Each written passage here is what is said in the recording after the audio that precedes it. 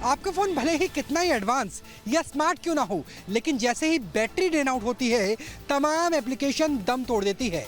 क्या आपके साथ भी कभी ऐसा हुआ है कि आप अनजान सड़क पर जा रहे हैं, गूगल मैप के सहारे अपना नेविगेशन कर रहे हैं और अचानक बैटरी ड्रेन आउट होने लगी, बैटरी खत्म होने लगी और चार्जिंग का भी कोई जुगाड़ नहीं? ऐसा कई बार होता है।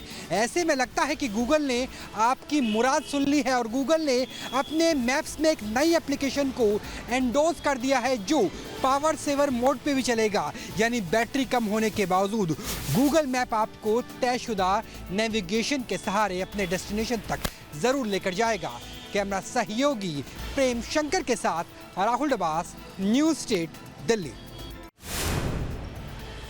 ये है हुंडई की वेन्यू जो कि लॉन्च हो चुकी है और भारतीय सड़कों के लिए बता रहे हैं कि काफ़ी ज़्यादा फायदेमंद है क्योंकि कॉम्पैक्ट एसयूवी है और इस वजह से कॉम्पैक्ट एसयूवी में आपको अगर बेहतरीन फीचर्स मिल जाए और रेट भी कम हो जाए तो उससे बेहतरीन कुछ नहीं हो सकता। अक्टूबर में अगर सेल्स की बात करें तो टोटल अगर सेल्स देखेंगे तो 4,70,000 के करीब सेल्स फिगर जो है वो अचीव किया है भारत में इस तरह की कारों ने। और ये आंकड़ा जो है अगर पिछले साल के मुकाबले देखें तो ओवरऑल जो है 20% से ज़्यादा ये आंकड़ा है जो कि कारों की सेल्स है। इसके पीछे की वजह माना जा रहा है कि जिस तरह से जीएसटी रेट कट हुए या फिर नए स्लैब जो है खासतौर पे 28% और 12% को हटाया गया, उसके बाद कारों की बिक्री में सबसे ज़्यादा इजाफा जो है वो देखा गया इस कार की सेल्स में। और ये भी कि नई कार के शौकीन जो हैं वो ज़्यादातर अब नई कार पे ज़्यादा फोकस कर रहे हैं, पुरानी कारों पर कम फोकस कर रहे हैं। यूज्ड कार बाजार में गिरावट आई है, जबकि अगर नई कारों की देखें तो उसमें सेल्स में काफी ज्यादा ग्रोथ अब देखी जा रही है। वीडियो जर्नलिस्ट जयराम के साथ सैयद आमिर हुसैन, दिल्ली।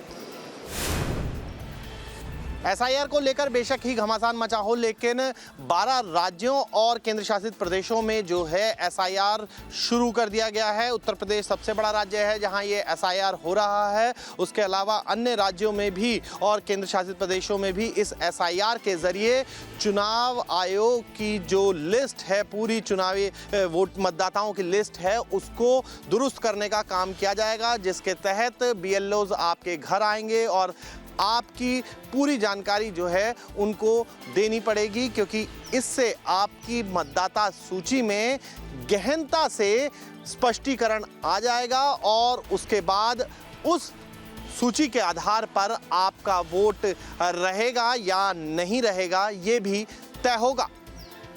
वीडियो जर्नलिस्ट जयराम यादव के साथ मोहित बख्शी, न्यूज़ स्टेट।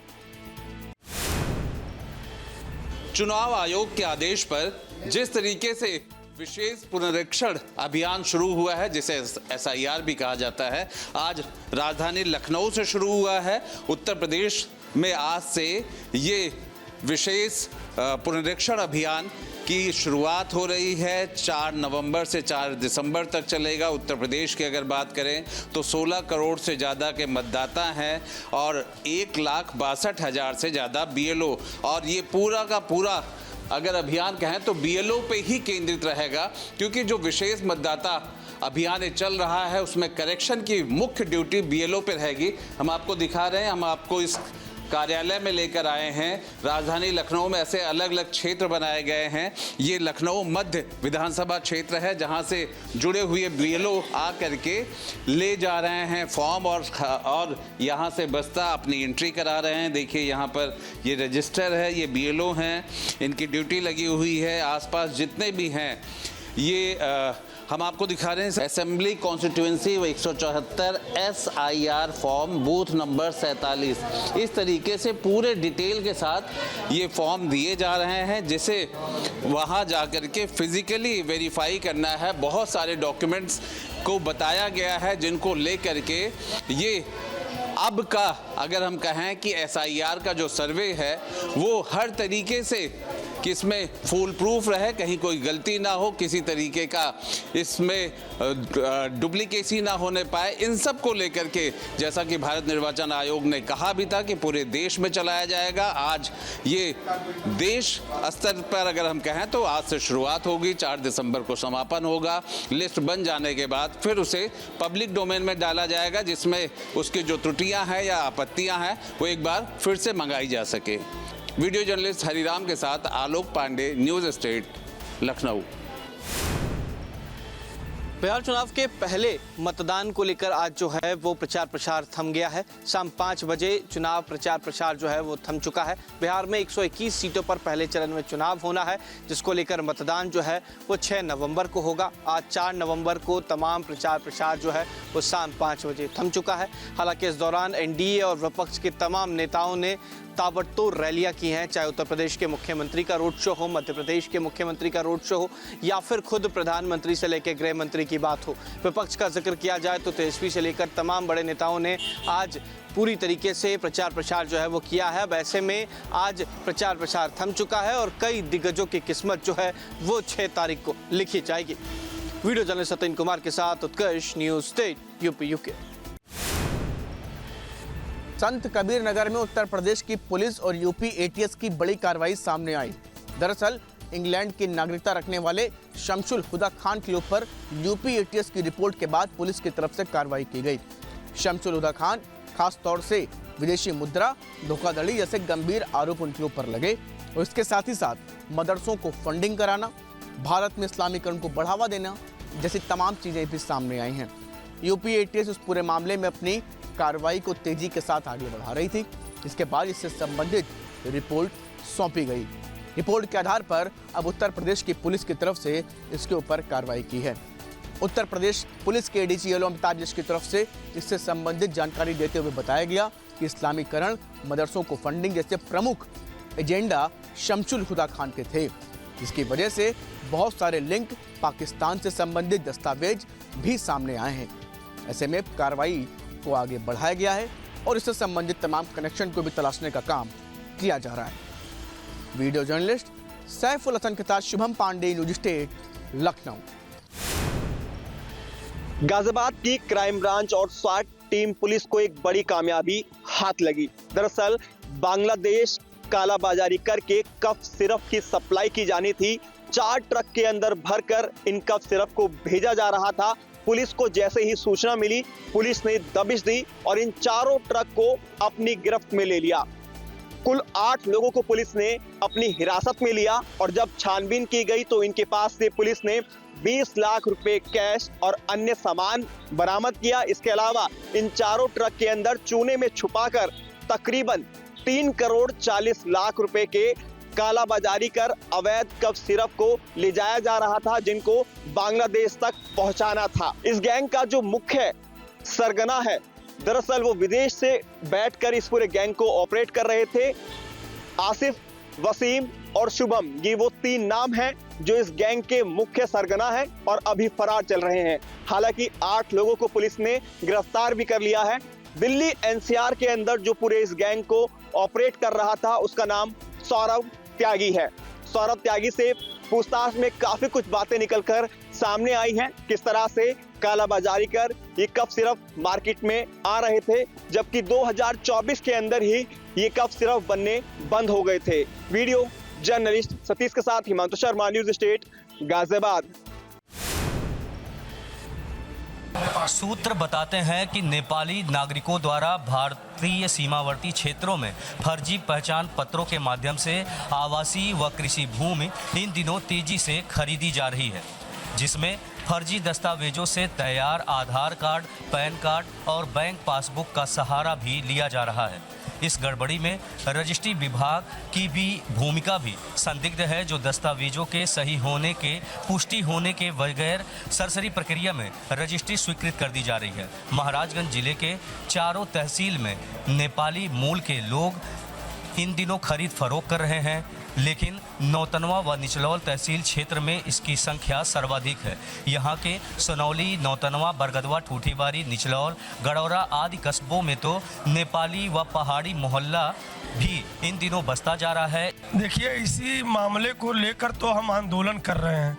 हमारा आंदोलन करने का मतलब ये नहीं है कि केवल उपनिबंधक का स्थानांतरण हो जाओ, हमारा काम हो गया। उपनिबंधक आए दिन पागल का बैनामा, मूक बधिर का बैनामा, यहाँ तक कि डॉक्टर ने जो प्रमाणित किया कि आदमी पागल है 80% 60%, उनका बैनामा। और सरहदी इलाकों में लोग कहते हैं कि केवल मुस्लिम आकर बढ़ रहे हैं, आतंकवादी बढ़ रहे हैं। नहीं, हम कहते हैं कि जो नेपाली नागरिक फर्जी आधार कार्ड 200 से 500 रुपए में बनवाकर ठेकेदारी प्रथा समझिए, उपनिबंधक से बढ़िया साठगांठ होता है और उसका चूंकि आधार कार्ड का वेरिफिकेशन करते नहीं है, इसलिए आप यहाँ से राजाबारी से लेके हरदी डाली तक देख लीजिए, एकसड़वा तक देख लीजिए, बॉर्डर के किनारे 60% नेपाली नागरिकों का बैनामा इन्होंने कर दिया। इतना ही नहीं, सूत्र यह भी बताते हैं कि हाल के महीनों में सीमावर्ती जिलों के तहसीलों में ऐसे फर्जी दस्तावेजों का उपयोग कर संपत्ति खरीदने के कई मामले भी सामने आए हैं। उत्तर प्रदेश के मुख्यमंत्री योगी आदित्यनाथ की तरफ से उत्तर प्रदेश की कानून व्यवस्था के मद्देनजर एक बड़ी समीक्षा बैठक करी गई। इस बैठक में उत्तर प्रदेश के तमाम पुलिस अधिकारी और सर्वोच्च अधिकारी शामिल थे। बैठक में साफ तौर पर रेलबाज पुलिसकर्मियों पर सख्ती के साथ और साथ ही साथ शिकंजे को कसने के लिए मुख्यमंत्री योगी आदित्यनाथ ने सख्त संदेश दिए हैं। साफ तौर पर संवेदनशील इलाकों पर, संवेदनशील स्थानों पर किसी भी तरीके से रेलबाज पुलिसकर्मी नजर न आए और वहां अगर हैं तो पूरी तरीके से संवेदनशीलता बरकरार रखें। ये साफ बात मुख्यमंत्री योगी आदित्यनाथ की तरफ से अधिकारियों को स्पष्ट तौर पर कही गई है। दरअसल उत्तर प्रदेश में बीते कुछ दिनों से लगातार संवेदनशील इलाकों के साथ साथ उन तमाम जगहों पर रेलबाज पुलिसकर्मी अलग अलग तरीके से इंस्टाग्राम पर रेल बनाने की वजह से नजर आ रहे हैं और इसी वजह से कई बार जो संवेदनशील स्थान होते हैं वहां की संवेदनशीलता भी खलल पड़ता है। लिहाजा मुख्यमंत्री योगी आदित्यनाथ के संज्ञान में पूरा मामला आने के बाद साफ तौर पर उत्तर प्रदेश के पुलिस अधिकारियों को सख्त दिशा निर्देश दे दिए गए हैं। वीडियो जर्नलिस्ट सैफुल हसन के साथ शुभम पांडे, न्यूज स्टेट, लखनऊ। राष्ट्रपति द्रौपदी मुर्मू नैनीताल अपने 2 दिवसीय दौरे पर पहुंची थी, जहां उन्होंने कल राजभवन के 125 वर्ष पूरे होने के उपलक्ष्य पर कार्यक्रम में शिरकत करी। राष्ट्रपति आज सवेरे नैनीताल के प्रसिद्ध मां नैना देवी मंदिर पहुंची, जहां उन्होंने मां के दर्शन किए और देश की खुशहाली और शांति के लिए प्रार्थना भी की। जिसके बाद राष्ट्रपति का कारवां कैची धाम के लिए रवाना हुआ, जहां उन्होंने भारी सुरक्षा के बीच बाबा नीप करोड़ी महाराज के दर्शन किए और मंदिर प्रबंधन से महाराज जी के चमत्कारों की कहानियां भी सुनी। मंदिर प्रबंधन ने सुरक्षा को देखते हुए भक्तों के लिए मंदिर को 4 घंटे बंद भी किया था। राष्ट्रपति कैची धाम के बाद सीधे नैनीताल के कुमाऊं विश्वविद्यालय पहुंची, जहां उन्होंने 20वें दीक्षांत समारोह में शिरकत करी और मेधावी छात्रों को मेडल भी बांटे। कार्यक्रम संपन्न के बाद राष्ट्रपति नैनीताल हल्द्वानी मार्ग से हल्द्वानी हेलीपैड के लिए रवाना हुई। नैनीताल से समीर शाह, न्यूज स्टेट। प्रधानमंत्री नरेंद्र मोदी अपने 2 दिवसीय वाराणसी दौरे पर 7 नवंबर को पहुंचेंगे। इस दौरान वो 4 वंदे भारत ट्रेनों का तोहफा भी देशवासियों को देंगे। वंदे भारत वो ट्रेन जो अत्याधुनिक होने के साथ साथ हर एक सुख सुविधा से लैस है और कम समय में यात्रियों को अपने गंतव्य तक पहुंचाती है। वाराणसी से चित्रकूट होते हुए खजुराहो के लिए नई वंदे भारत ट्रेन का तोहफा प्रधानमंत्री देंगे। वहीं फिरोजपुर से दिल्ली और लखनऊ से सहारनपुर और बेंगलोर तक जाने वाली वंदे भारत ट्रेनों को वर्चुअली हरी झंडी दिखाएंगे। यानी कि देश को 4 वंदे भारत ट्रेन जो सेमी हाई स्पीड ट्रेन है वो मिलेगी। बनारस से खजुराहो जाने के लिए ये गाड़ी स्पेशल रहेगी। खास बात यह है कि वाराणसी से चलने या गुजरने वाली 8वीं वंदे भारत एक्सप्रेस ट्रेन होगी। यानी कि वाराणसी में अब तक जो वंदे भारत ट्रेन चलती आई है उसकी संख्या अब 8 हो जाएगी इस उद्घाटन के बाद। तो प्रधानमंत्री के इस तोहफे से न सिर्फ सैलानियों को एक नया मौका मिलेगा बल्कि पर्यटन उद्योग में भी तेजी आएगी और यात्रियों का जो आवागमन है वो और भी ज़्यादा सुगम होगा। माना जा रहा है कि प्रधानमंत्री जहां 8 नवंबर को इन ट्रेनों को हरी झंडी दिखाएंगे, उससे पहले 7 नवंबर को जो वाराणसी पहुंचेंगे वो काशी की यात्रा पर निकल सकते हैं। काशी में जो विकास हुए हैं उनका जमीनी निरीक्षण करने के लिए भी निकल सकते हैं। तो ऐसे में वाराणसी में प्रधानमंत्री का जो 2 दिवसीय दौरा है वो बेहद खास है और इसको लेकर के सुरक्षा व्यवस्था की तैयारियां भी लगभग पूरी चली हैं।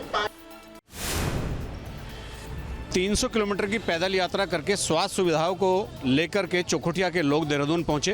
रात जब देहरादून पहुंचे, पुलिस ने शहर में घुसने से रोक दिया। उसके बाद तमाम झड़पें हुई, लेकिन आज सुबह अंततोगत्वा सभी लोग गांधी पार्क के सामने यहाँ पर राजपुर रोड पर देहरादून में आकर के बैठ गए हैं। उनका धरना अनवरत जारी है और उनकी मांग केवल हेल्थ सर्विसेज की है और उसी के लिए यहाँ पर बैठे हैं। आप अपना नाम बताइए और क्या आप भी पैदल यात्रा में शामिल? मेरा नाम है सुविधा मेजर हीरा सिंह पटवाल। हमारा मुद्दा कुछ भी नहीं है। हम अगर सिंपल से अगर मैं गवार की बात करूं, कल पीवी मोड चला और फिर पीवी मोड विड्रॉ कर लिया, वो भी हट गया और डॉक्टर भी गए और वहाँ बच गए कुल 12 पद। 42 में से बचे 12 पद। अब ये बताइए, जो 42 पदों से जिसको चलना था अस्पताल को, वहाँ 12 पद क्या करेंगे? सिवाय रेफर के क्या होगा? योगी वाला पहुंचे तो हमें पुलिस के लाठों से वो किया गया है और गिरफ्तार करके हमें एकता विहार में वो किया गया। हम सब लोगों का इस पूरे आंदोलन में या इस पूरे उसमें मूवमेंट में हम सब लोगों का पूरा सहयोग है। एक आम नागरिक होने के नाते से मैं ये निश्चित रूप से कह सकता हूँ कि स्वास्थ्य, शिक्षा ये हमारी मूलभूत आवश्यकताएं हैं। अगर यहाँ पर किसी तरह से सरकार या प्रशासन कोई ढिलाई करती है तो वो जो है आम जनता के हित के लिए नहीं है। 100 किलोमीटर नंगे पैरों से हम लेके आ रखे हैं तो कितना हमारा दुर्भाग्य है। बहुत जिला पंचायत सदस्य बैठी 10 चौखुटिया से हूँ। तो मैं अभी इस पैदल यात्रा में 24 तारीख से यहाँ इनके साथ लगी हूँ।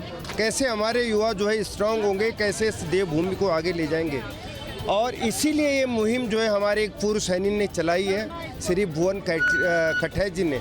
और हम लोग जगह जगह से अपने क्षेत्रों से आए हैं, सभी पूर्व सैनिक, सारे उत्तराखंड के लोग, चाहे वो किसी वर्ग के लोग हों, और ये आवश्यकता पड़ रही है हमें इस सरकार को जगाने की। ये लगातार ये आंदोलन यहाँ पर चलेगा। सरकार भले ही दावे करे, लेकिन जमीनी हकीकत कुछ और ही है। अपने सहयोगी कैमरामैन सोनी कुमार के साथ न्यूज स्टेट के लिए देहरादून से अजीत सिंह राठी।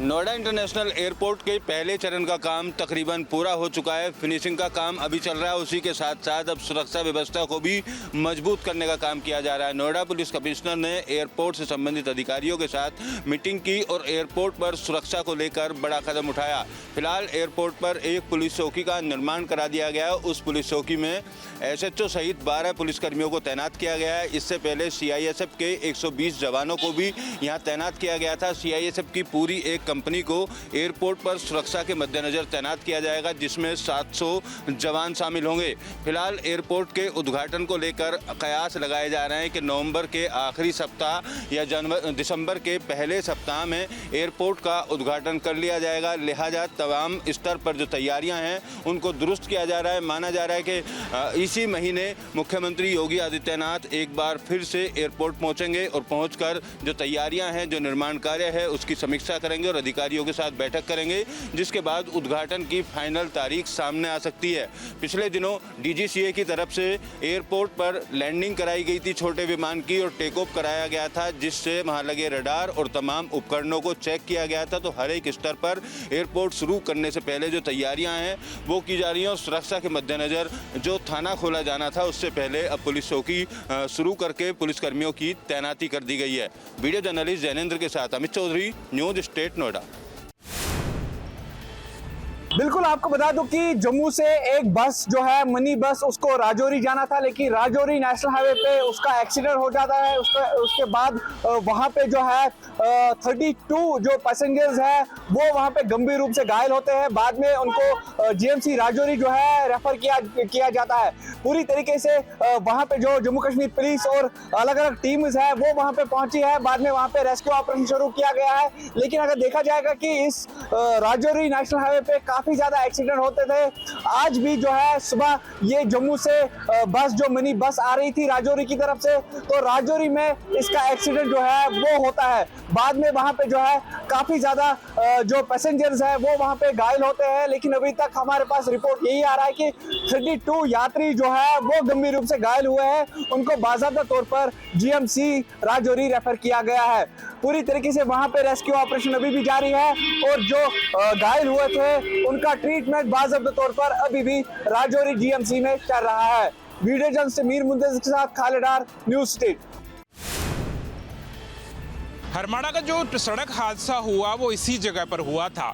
इसके बाद में लोगों के सवाल हैं कि आखिर ये जो एक लेन में वाहन खड़े कर दिए जाते हैं, पुलिस इन्हें क्यों नहीं हटवाती, क्योंकि हादसे को हुए 24 घंटे से ज़्यादा बीत गए हैं, लेकिन अभी भी प्रशासन की ओर से जो एक लेन में वाहन खड़े हैं हाईवे के ऊपर, इनको हटवाने की कार्रवाई नहीं की जा रही है। इसकी वजह से भी सड़क हादसे देखने को मिलते हैं, क्योंकि ये जो दिल्ली बाईपास है, इसकी जो लंबाई है वो इन हादसों की वजह से कम हो जाती है। यानी कि जो ये ट्रक साइड में खड़े रहते हैं, इनकी वजह से एक लेन यहाँ पर कम हो जाती है और वाहनों को सिर्फ 2 लेन में से ही गुजरना पड़ता है, जिसकी वजह से कई बार हादसे देखने को मिलते हैं। क्योंकि जो पहले भी फलोदी वाले हादसे की बात कर लें, जैसलमेर वाले हादसे की बात कर लें, या जयपुर में जो सिलेंडर के अंदर ब्लास्ट हुए थे, उन हादसों की बात करें तो इसी तरह से हादसे हुए थे। जब ये खड़ा ट्रक रहता है, इसके अंदर वाहन आकर के घुस जाते हैं। लेकिन सवाल यही है कि आखिर ये हाईवे के ऊपर जब ट्रक खड़े कर दिए जाते हैं इतनी संख्या में कि लगातार पूरे हाईवे पर आगे तक आप लाइन देख सकते हैं वाहनों की, कि किस तरह से बड़े ट्रक यहाँ पर हाईवे के ऊपर खड़े हुए हैं, इनको कोई हटाने वाला नहीं है, कोई रोकने वाला नहीं है, और इसी वजह से ये तमाम हादसे यहाँ पर देखने को मिलते हैं और कई बार इनकी वजह से सड़क पर लंबा जाम भी लग जाता है। वीडियो जर्नलिस्ट राजू के साथ में शरद पुरोहित, जयपुर। दिल्ली एनसीआर में पोल्यूशन का लेवल लगातार खतरनाक श्रेणी में पहुंच रहा है। आज के अगर AQI की बात की जाए तो 350 के पार नोएडा का AQI है। तस्वीरें मैं आपको दिखाएं, नोएडा ग्रेटर नोएडा एक्सप्रेसवे की तस्वीरें आप देख सकते हैं साफ तौर पर। जो गाड़ियां हैं रेंग कर चलने के लिए मजबूर हैं। ये गाड़ियां कई बार जो प्रदूषण है उसके बढ़ने में कारक साबित होती हैं, तो जाम ना लगे उसको लेकर तमाम तरीके के दिशा निर्देश दिए गए। नोएडा ग्रेटर नोएडा एक्सप्रेसवे पर इसी तरीके से गाड़ियां सुबह और शाम के वक्त रेंगती हुई नजर आती हैं। उसके अलावा कई इलाकों में सड़कों में गड्ढे होने की वजह से जो गाड़ियों की रफ्तार है उस पर ब्रेक लगता हुआ नजर आता है। निर्माणाधीन जो साइड है वहाँ खुले में मलबा और कंस्ट्रक्शन में प्रयोग होने वाला जो भी मलबा है वो पड़ा होता है, उसको लेकर भी तमाम जो पोल्यूशन बढ़ने के कारण है वो माने जाते हैं। हालांकि प्रदूषण नियंत्रण विभाग के द्वारा अभी तक 25 लाख के आसपास का जुर्माना लगाया गया है। जिला प्रशासन की तरफ से भी कई हॉट मिक्स प्लांट को बंद कराने की कार्रवाई की गई है। नोएडा प्राधिकरण पानी का छिड़काव करने का दावा कर रहा है, कई टैंकर पानी का छिड़काव करते हुए नजर आते हैं, लेकिन जो AQI है वो लगातार बढ़ता हुआ जा रहा है और लोगों को सांस लेने में काफ़ी समस्या का सामना करना पड़ रहा है। आंखों में जलन भी लोगों के हो रही है और डॉक्टरों का कहना है कि इस प्रदूषण से लोगों की सेहत पर बुरा प्रभाव पड़ता है। खास तौर पर बुजुर्ग और बच्चे जो सुबह और शाम के वक्त पार्कों में टहलने के लिए जाते हैं, उनकी सेहत पर भी बढ़ता हुआ प्रदूषण काफ़ी असर डाल रहा है। खतरनाक श्रेणी में पोल्यूशन है। फिलहाल देखना होगा कब तक इस बढ़ते हुए प्रदूषण से दिल्ली NCR के लोगों को राहत मिल पाती है। वीडियो जर्नलिस्ट जैनेंद्र के साथ अमित चौधरी, न्यूज स्टेट नोएडा। दिल्ली और NCR के इलाकों में लगातार बढ़ते प्रदूषण से आम लोगों को खासा परेशानी का सामना करना पड़ रहा है। इस समय अगर हम दिल्ली की बात करें तो हर दिन औसतन AQI जो है वो 350 के आसपास देखने को मिल रहा है। वहीं कुछ इलाकों में एयर क्वालिटी इंडेक्स 400 के पार नजर आ रही है, यानी गंभीर श्रेणी में एयर क्वालिटी इंडेक्स देखने को मिल रहा है, जिससे आम लोगों को खासा परेशानी हो रही है। और इसी तरीके से हम लगातार जो डॉक्टर से भी बात कर रहे हैं तो डॉक्टरों का भी ये कहना है कि लोग जो हैं वो पहुंच रहे हैं कई तरीके के सिम्टम्स के साथ, गले में जलन, आंखों में जलन और कई तरीके की अन्य बीमारियां जो हैं वो लोगों को हो रही हैं। तो ऐसे में जो अब लोग हैं वो एयर प्यूरीफायर की तरफ जा रहे हैं, यानी कि बाजार में अब एयर प्यूरीफायर की मांग भी लगातार बढ़ती हुई नजर आ रही है। क्या कारण है एयर प्यूरीफायर बिक रहा है? बिल्कुल सर, इस टाइम ना पोल्यूशन भी बहुत ज़्यादा हो रहा है। दूसरा क्या है कि जब पोल्यूशन ज़्यादा होता है तो कस्टमर की वॉकिंग भी बढ़ती है। उसके अकॉर्डिंग क्या पोल्यूशन में कई बार अस्थमा के मरीज़ हैं या छोटे बच्चे हैं, सफोकेशन ज़्यादा होने लगती है, तो उस लेवल पे भी इसकी डिमांड भी बढ़ी है, अभी सप्लाई भी बढ़ी है, इसलिए इसको डिस्प्ले में भी प्रॉपर रखा गया है और इसमें कई सारे मॉडल भी आते हैं। जिस तरीके से दिल्ली में सांसों को लेकर जंग चल रही है उसको ध्यान में रखते हुए अब लोग जो हैं वो एयर प्यूरीफायर का रुख कर रहे हैं। डिमांड बढ़ रही है। रोज़ाना दफ्तरों में की बात करें या घरों में बात करें तो लोगों को अब सांस लेने के लिए एयर प्यूरीफायर की मदद लेनी पड़ रही है। तो ऐसे में जिस तरीके से हालात हम देख रहे हैं और अगर आने वाले दिनों में भी इसी तरीके के हालात रहते हैं तो ऐसे में एयर प्यूरीफायर का रुख जो है आम लोग कर रहे हैं। और अगर हम बात करें IMD की, तो मौसम विभाग ने साफ तौर पर कहा है अभी कुछ दिनों में बारिश की आशंका जो है वो दिल्ली में नहीं है, यानी कि राजधानी में जिस तरीके से हालात हैं प्रदूषण जो है वो बढ़ सकता है इससे। तो ऐसे में एयर प्यूरीफायर की तरफ लोगों का रुझान है ताकि एयर प्यूरीफायर घरों में लगाएं और कम से कम जो घरों के अंदर या किसी क्लोज इन्वायरमेंट में अगर वो रह रहे हैं तो उनको कम से कम स्वच्छ हवा मिले। इसको ध्यान में रखते हुए अब आम लोग जो हैं वो एयर प्यूरीफायर खरीदने के लिए बाजारों का रुख कर रहे हैं। एक बेहद ही पुरानी मराठी कहावत है, सातच्या आत घरात। ये कहावत उस टाइम पर औरतों के लिए बनाई गई थी ताकि 7 के बाद औरत घर से बाहर ना निकल पाए। उसी की तर्ज पर चंद्रपुर जिले के गोंडपिपरी तहसील में आने वाले गणेश पिपरी और चेक पिपरी में एक बाघ की दहशत इतनी ज़्यादा है जिसकी वजह से यहाँ के लोग 5 के बाद में घर से बाहर निकलते नहीं है। तो यहाँ से बाहर निकलना हो तो लोग टोलियाँ बनाकर घर से बाहर निकलते हैं।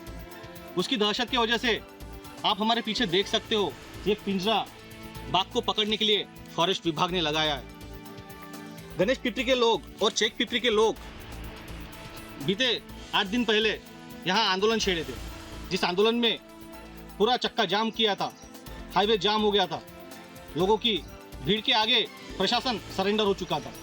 प्रशासन ने गांव वालों को आश्वासन दिया था कि यहाँ पर बाघ को हम जल्द से जल्द जेरबंद करेंगे, लेकिन अभी भी बाघ जैसे कि वैसे इस गांव में घूम रहा है।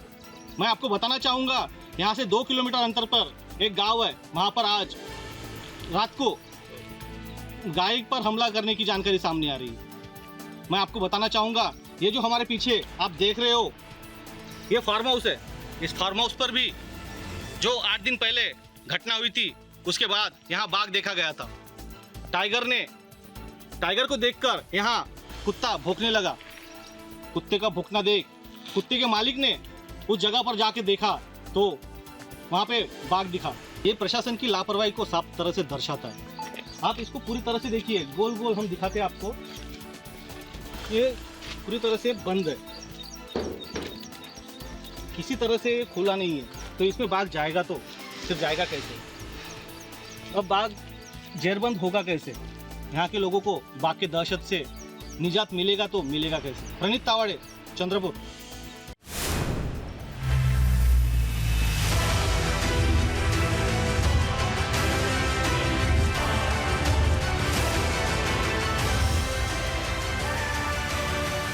जहाँ भक्ति है हर शब्द में, कथाओं में छुपे हैं दिव्य रहस्य और ज्योतिष देता है जीवन को दिशा। धर्म से जुड़ी हर बातों को जानने के लिए हमारे चैनल स्तुति को सब्सक्राइब करें।